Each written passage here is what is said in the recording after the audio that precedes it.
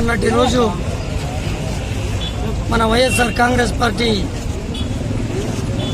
మాజీ మంత్రివర్యులైనటువంటి అంబటి రాంబాబు జోగి రమేష్ వారిపైన తెలుగుదేశం పార్టీ నాయకులు రాళ్లతో కట్టెలతో వారి యొక్క ఇంటిపైన దౌర్జన్యంగా దాడి చేయడం జరిగింది.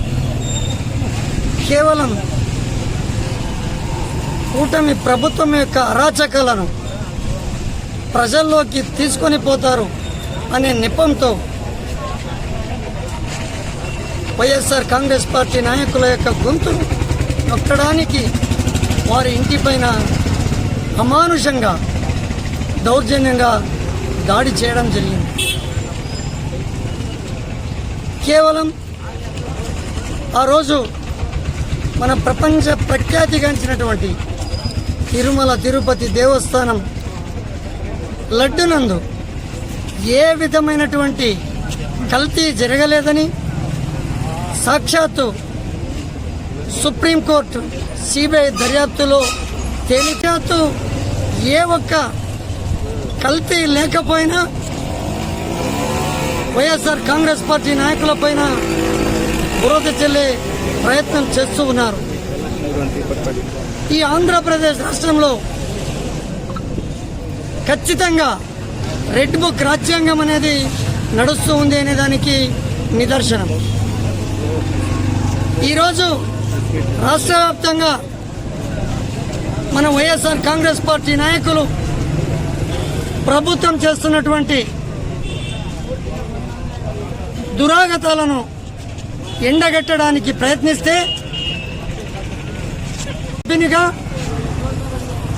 టీటీడీ పాలక మండలి సభ్యులుగా ఉన్నా కూడా విషప్రయోగం చేసి వారి నోటికి వచ్చినటువంటి రీతిలో మన వైఎస్ఆర్ కాంగ్రెస్ పార్టీ నాయకులపైన దౌర్జన్యం చేయడం, దుర్భాషలాడటం చాలా నీచమైనటువంటి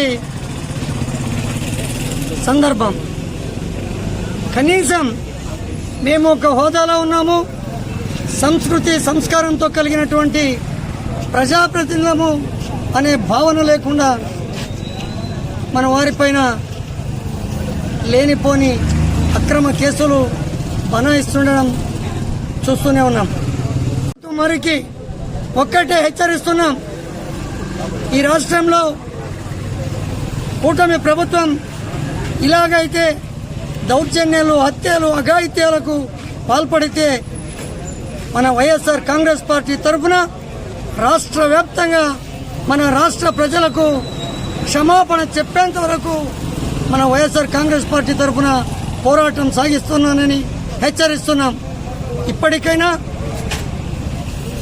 ఆ ప్రపంచ ప్రసిద్ధిగాంచినటువంటి తిరుమల తిరుపతి దేవస్థానం వెంకటేశ్వర స్వామి చంద్రబాబు నాయుడికి మంచి బుద్ధి ప్రసాదించాలని, తెలుగుదేశం నాయకులు ప్రజలకు ఇచ్చినటువంటి హామీలను తూచ తప్పకుండా నెరవేర్చి ప్రజలకు పరిపాలన చేయాలని మన వైఎస్ఆర్ కాంగ్రెస్ పార్టీ తరఫున డిమాండ్ చేస్తున్నాం. ఈరోజు